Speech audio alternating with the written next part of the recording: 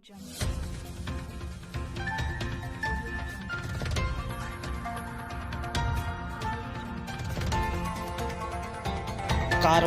TV हर पल आपके साथ। कैसे आ जाएगा, हाथ तो हटा भैया पुलिस का बहुत दबाव है, आप लोगों से क्षमा चाहते हैं, आप लोग जाइए। पुलिस ये भी नहीं चाहती कि हम प्रेस तक अपनी बात पहुंचा सके। हाथ पैर बांध के रख दिए हैं। बिल्कुल उत्तर प्रदेश में बल्कि पूरे देश में इस वक्त जंगल राज की सी स्थिति है। मेरे मीडिया प्रभारी के घर पे नोटिस चस्पा कर दिया गया क्योंकि मैंने आप लोगों को इत्तला देने के लिए उनसे कहा था। तो अब आप जान रहे कि भाई मीडिया प्रभारी को किस बात का नोटिस दिया गया है। सरेदस्त मेरा इतना कहना है कि जो हालात उत्तर प्रदेश के हैं वो किसी से छुपे नहीं हैं और हर बाशऊर आदमी इस बात को महसूस करता है कि ये सब जो कुछ भी हो रहा है ये जुल्म है और जुल्म की इंतहा है। मैं किसी ख़ास की हिमायत या मुखालफत नहीं करना चाहता। मैं सिर्फ इतना कहना चाहता हूँ कि विकास दुबे से लेकर आज तक जितने इनकाउंटर हुए हैं उन सबके दोषी अगर कोई है तो सिर्फ एक आदमी है। उस आदमी को 120B का मुल्जिम तो ज़रूर बनाया जाना चाहिए। जो कहता है कि मिट्टी में मिला देंगे और मिट्टी में मिला देता है, तो उस साजिश में वो बराबर का शरीक है। सिर्फ अरुण को या लवलेश को गिरफ्तार करने से काम नहीं चलेगा, उनके खिलाफ इंक्वायरी बैठाने से काम नहीं चलेगा। इंक्वायरी उनके खिलाफ भी होनी चाहिए जो इस साजिश में मुलव्विस हैं। और मेरा मानना यह है कि पुलिस और गुंडे जराइम पेशा तमाम लोगों में एक गठबंधन बन गया है और इनकी सरपरस्ती हुकूमत कर रही है। ये गठबंधन अगर नहीं टूटा तो देश में हालात बद से बदतर हो जाएंगे और हम चाहते हैं कि किसी भी सूरत में हमारे प्रदेश, हमारे देश के हालात ख़राब ना हो, अमन व अमान बरकरार रहे, हिंदू मुस्लिम एकता बरकरार रहे। इसके लिए हम कोशा हैं और इस कोशिश में पुलिस भी हमारा इसलिए साथ नहीं दे रही है क्योंकि पुलिस बराबर की उन तमाम जराइम में शरीक है। ये जो हादसा हुआ है, मैं किसी एक वाक़े का जिक्र नहीं करना चाहता, लेकिन ख़ास तौर से अतीक वाले मामले की बात मैं ज़रूर करना चाहूँगा कि उसमें पुलिस की भूमिका पूरी साफ साफ नज़र आ रही है। और वो जो जराइम पेशा थे जिन्होंने कत्ल किया है, उन्होंने कत्ल किया नहीं है बल्कि उनसे कत्ल करवाया गया है और उसमें पुलिस की पूरी भागीदारी है, सरकार की पूरी भागीदारी है। इन लोगों के खिलाफ कार्रवाई की जानी चाहिए। और उत्तर प्रदेश में जितने भी इनकाउंटर हुए हैं वो तमाम के तमाम बेईमानी की बुनियाद पर हुए हैं। विकास दुबे से लेकर आज तक के इनकाउंटर, अभी पिछले दिनों राणा का इनकाउंटर हुआ, हम ऐसे तमाम फेक इनकाउंटर्स की मुखालफत करते हैं और हम ये कहते हैं हमारे लिए चिंता का विषय ये है और तमाम प्रदेशवासियों के लिए चिंता का विषय होना चाहिए कि आज जुडिशरी का कोई रोल नहीं रहा। जुडिशरी को ख़त्म कर दिया जाना चाहिए। अगर पुलिस स्टेट बना दिया गया है हमारे उत्तर प्रदेश को, गन और बुलडोजर के नाम के जरिए अगर फैसला किया जाना है तो अदालतों की कहीं कोई ज़रूरत नहीं है। अदालतें बंद की जाएं और अगर अदालतें जिंदा रखनी है तो अब इन तमाम जो इन जराइम में शामिल है उनके खिलाफ मुकदमा कायम किया जाना चाहिए। अतीक और अशरफ पे पूरे हत्याकांड में किसको मानते हैं, किसकी संलिप्तता है? मैं अतीक और अशरफ की बात नहीं कर रहा हूं। मैं कह रहा हूं कि विकास दुबे से लेकर आज तक के तमाम इनकाउंटर की जांच होनी चाहिए। उन तमाम के पीछे सरकार की बेईमानी और पुलिस और गुंडों का, जराइम पेशा लोगों का गठजोड़ सामने आएगा। पुलिस का राज खत्म होना चाहिए और कानून का राज कायम होना चाहिए। पुलिस जिस तरह का रवैया अख्तियार किए हुए किसी को बोलने नहीं देना चाहती, 144 लगा दी, जब चाहे कर्फ्यू लगा दे, जबान की तालाबंदी, बोलने पर पाबंदी, ये बर्दाश्त नहीं किया जाएगा। कोई धारा लगा दो, कोई मुकदमा कायम कर दो, कर्फ्यू लगा दो, इंशाअल्लाह हम परसों धरने पर बैठेंगे इन तमाम चीजों के खिलाफ कि या तो अदालत को जिंदा रखो या इन तमाम लोगों के खिलाफ जो इन जराइम में शामिल है बराबर के, उनके खिलाफ कार्रवाई करो। सिर्फ बरेली में धरना होगा या पूरे प्रदेश में होगा? मैं जो काम बरेली से शुरू करता हूं वो पूरे देश में फैलता है। बरेली में मैं करूंगा, इस्लामिया इंटर कॉलेज में इंशाल्लाह मैं परसों 12 बजे बैठ जाऊंगा, और उसके बाद हमारा दिल्ली में भी धरना होगा, हमारी दूसरी जगहों पे भी। क्या मुद्दे रहेंगे? एक दिवसीय होगा या बहुत से मुद्दे हमारे हैं। जब तक हमारी मांगों पर अमल नहीं किया जाएगा, हमारी बात की सुनवाई नहीं होगी, तब तक हम धरने पर बैठे रहेंगे। और हो सकता है कि गिरफ्तार कर लिया जाए, गिरफ्तारी की परवाह नहीं है। हम ये चाहते हैं, हमें कोई परवाह नहीं है कि कुछ रोज़े बाकी हैं, अगर वो रोज़े हमें जेल में गुजारने पड़ते हैं या ईद हमें जेल में मनानी पड़ती है, तो ऐसी सरकार में, ऐसी बेईमान सरकार की मौजूदगी में, ऐसी बेईमान पुलिस और प्रशासन की मौजूदगी में हम आज़ाद रहने से बेहतर समझते हैं कि हमें जेल में डाल दिया जाए।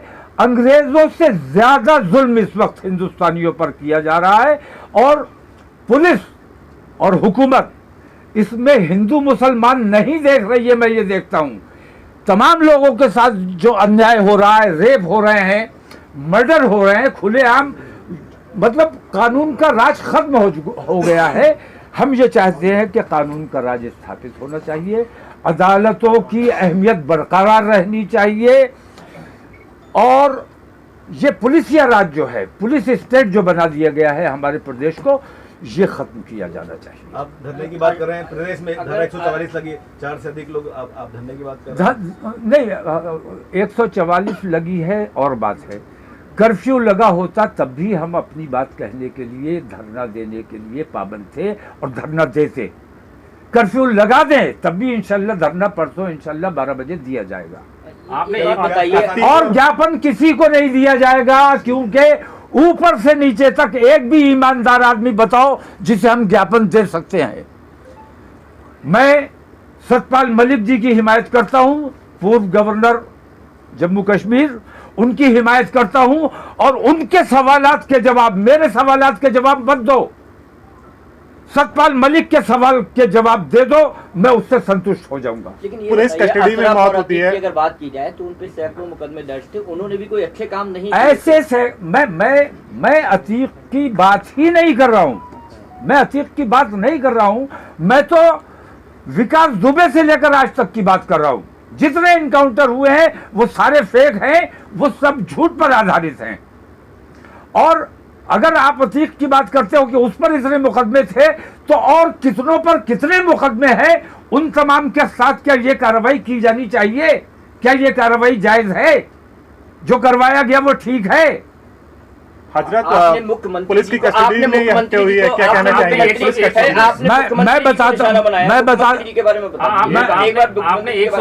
मैं बता रहा हूं, पुलिस कस्टडी में पुलिस खुद मारना चाहती थी, मौका नहीं मिल सका उसे मारने का, इसलिए उसने कुछ गुंडों को हायर किया जो उसके जो क्रिमिनल पहले से हैं और पुलिस के राब्ते में थे। पुलिस ने उन लोगों को लालच दिया और उसे ये बताया गया कि भारतीय जनता पार्टी की सरकार है, तुम्हारा कुछ नहीं होगा, तुम इनका खुलेआम कत्ल करो, तुम हीरो बना दिए जाओगे और कल तुम एमपी बनोगे, मिनिस्टर बनोगे भारतीय जनता पार्टी की सरकार में। तो ऐसे लालच दे दे के ये काम कराए जा रहे हैं।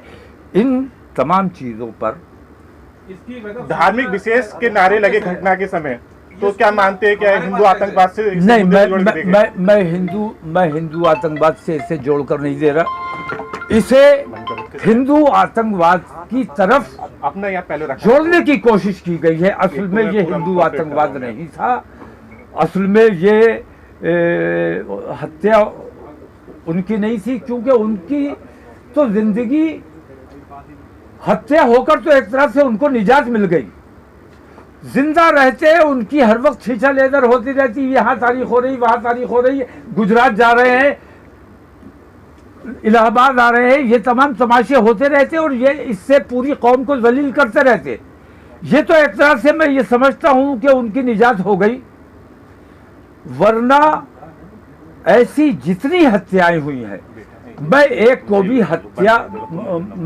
भी ये नहीं मानता कि उन्हें इंसाफ मिला है। वो तमाम हत्याएं हैं और हर हत्या अपना इंसाफ मांग रही है, उसे इंसाफ मिलना चाहिए, या तो अदालत इंसाफ करे। क्या योगी आदित्यनाथ के सारे वाला क्लियर कर दीजिए, वो जो आपने क्या योगी आदित्यनाथ के सारे आपने जो सबसे पहले 120 की बात मैं बता रहा हूं कि इसमें जांच का विषय है, इसमें जिन जिन लोगों की संलिप्तता है उन तमाम पर कार्रवाई की जानी चाहिए। 120 भी सिर्फ 3 हत्यारों की बात नहीं है, इसके पीछे पुलिस के कितने और कौन कौन से अधिकारी शामिल हैं, कितने बड़े बड़े अधिकारी शामिल हैं, इसके पीछे सरकार के कौन कौन से लोग शामिल हैं, इसके पीछे मुख्यमंत्री का कोई हाथ है कि नहीं है, ये मैं कह रहा हूं ऐसे तमाम लोगों को 120 बी के तहत गिरफ्तार किया जाना नहीं। हम तो मिट्टी में मिलने वाले लोग हैं, हमें मिट्टी में ही मिलना है और मिट्टी में मिलने से किसने बचना है। लेकिन धर्म विशेष की बुनियाद पर अगर किसी को निशाना बनाकर इस किस्म की साजिश रची जाती है तो ये बहुत दुर्भाग्यपूर्ण है। और उन्होंने सदन के पटल पर यह बात कही है, खुलेआम ये बात कही है कि मिट्टी में मिला दिया जाएगा। तो सिर्फ यही मिट्टी में क्यों मिलाए गए, ऐसे कितने माफिया हैं वो तमाम मिट्टी में मिला। मैं नहीं कहता, मैं बिल्कुल तैयार नहीं हूं कि इस किस्म की कार्रवाई और लोगों के साथ हो, लेकिन मुख्यमंत्री जवाब दे और मुख्यमंत्री को इस्तीफा दे देना चाहिए, क्योंकि वो पूरी तरह से फेल हो चुके हैं। पुलिस उनके कंट्रोल में नहीं है, प्रशासन उनके कंट्रोल में नहीं है। अगर कंट्रोल में है तो परसों मेरा धरना रोक कर दिखाओ। क्या अपना धरना शांतिपूर्ण तरीके से होगा? मेरा धरना हमेशा शांतिपूर्ण तरीके से होता है। जिस तरह उन 3 मर्डरर ने इस तरह अपने आप को सरेंडर किया है, पुलिस ने एक भी गोली नहीं चलाई जबकि उसको चलाना चाहिए था। तो उस तमाम विषय पर हमें बात नहीं, वो पूरी दुनिया ने देख लिया। हम इस अंदाज में जाएंगे, चाहे अपने ऐसे किराए के गुंडों से हमें मरवा दो, चाहे पुलिस के जरिए हम पर लाठी चार्ज करवा दो, आंसू गैस छुड़वा दो, वाटर कैनन का इस्तेमाल कर लो, जो चाहो कर लो, धरना होगा और होकर रहेगा। और हमारी इन बातों का संज्ञान केंद्र सरकार को भी लेना चाहिए। इस हमारी इन मांगों का संज्ञान माननीय सुप्रीम कोर्ट को भी लेना चाहिए। और हमारी इन मांगों का संज्ञान अगर माननीय आदित्यनाथ में जरा सी भी मानवता नाम की कोई चीज बची है तो उन्हें इस वाक़े की या ऐसे तमाम वाक़यात की जिम्मेदारी लेते हुए अपने पद से त्यागपत्र दे देना चाहिए। हजरत साहब, क्या संविधान खतरे में जिस तरीके से ये घटना हो रही है, कोर्ट में भी, सुप्रीम कोर्ट ने भी इस पे संज्ञान मतलब ले चुकी थी, पहले ही वहां से रेट इन्होंने डाली थी याचिका, जिसमें कहा गया था कि सुरक्षा की मांगी गई। मैं ये कहता हूं कि भाई कहीं कुछ हो जाए, मुझे कोई तकलीफ हो जाए, मैं कहाँ जाऊंगा, मुझे पुलिस के पास जाना है। कहीं झगड़ा फसाद हो जाए, पुलिस का काम है कि दोनों के खिलाफ कार्रवाई करो, जज के सामने पेश करो। बुलडोजर के जरिए और बंदूक के जरिए फैसला अगर होगा तो अदालतों की क्या जरूरत है। अब मैं किसके पास जाऊं, जबकि मैं ये देख रहा हूं कि पुलिस ही बेईमानी करने पर उतारू है, बेईमानी कर रही है। तो अब सही वक्त है ये कि हिंदुस्तान के लोकतंत्र में यकीन रखने वाले लोग, हिंदुस्तान के आईन में यकीन रखने वाले लोग, उन तमाम लोगों को मुत्तहिद होकर, जैसे अंग्रेजों के खिलाफ असहयोग आंदोलन चलाया गया था, ऐसे ही इस हुकूमत के खिलाफ, पुलिस के खिलाफ, प्रशासन के खिलाफ असहयोग आंदोलन शुरू किया जाना चाहिए। क्या क्या मांगे होंगी आपके धरने को लेकर? मैं मांगे उसी वक्त बताऊंगा। और हमारी मांग पुलवामा भी होगी, क्योंकि आम हिंदू की जानकारी में ये बात आना चाहिए कि वो किन बहकावों में आकर अपने देश के साथ गद्दारी कर रहे हैं। मैं समझता हूं कि उनको बहकाकर उनका गलत इस्तेमाल किया जा रहा है और देश को नुकसान पहुंचाने का आम आदमी काम कर रहा है, सिर्फ हिंदू मुस्लिम की बुनियाद पर। मैं पूछता हूं, हाथ जोड़कर पूछता हूं, आम हिंदू से पूछता हूं, मेरी खता क्या है? मुझे मेरी खता बताओ। क्या मुसलमान होना मेरी खता है? मैं कभी आपके धर्म पर कोई उंगली नहीं उठाता हूं। मुझसे आपको क्या तकलीफ है? मैंने आपको क्या तकलीफ पहुंचाई है? किस वजह से मुझसे इतनी नफरत की जाती है कि मुझसे कारोबार करने को तैयार नहीं, मेरे साथ बैठने को तैयार नहीं, मुझसे दोस्ती करने को तैयार नहीं? मैंने ऐसी क्या खता कर दी है?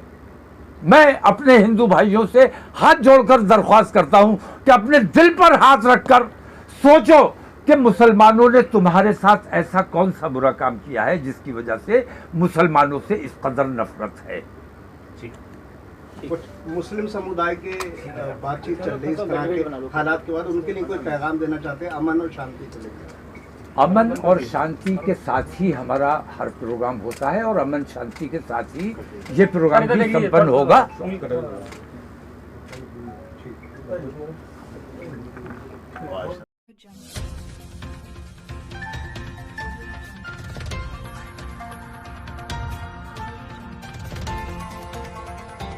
कारवां टीवी, हर पल आपके साथ।